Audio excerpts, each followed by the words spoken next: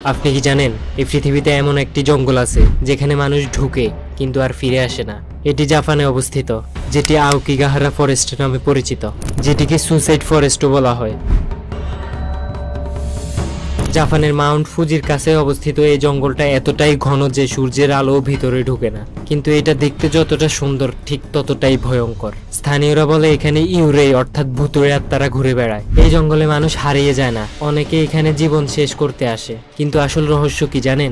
এখানে পাওয়া যায় পরিত্যক্ত জিনিস, যেমন জুতো, ব্যাগ, এমনকি চিঠি। অনেকেই মনে করে জঙ্গলের আত্মারা এখানে আটকে থাকা মানুষদেরকে ডাকে। 2018 সালে একজন ইউটিউবার এখানে গিয়ে ভিডিও বানানোর সময় এমন কিছু দেখেন যা পৃথিবীকে হতবাক করে দেয়। এখানকার স্থানীয়রা এখনো বিশ্বাস করে এই গাছগুলো নাকি ফিস ফিস করে কথা বলে। আপনার কি মনে হয়, এটা কি সত্যি নাকি শুধুই কুসংস্কার?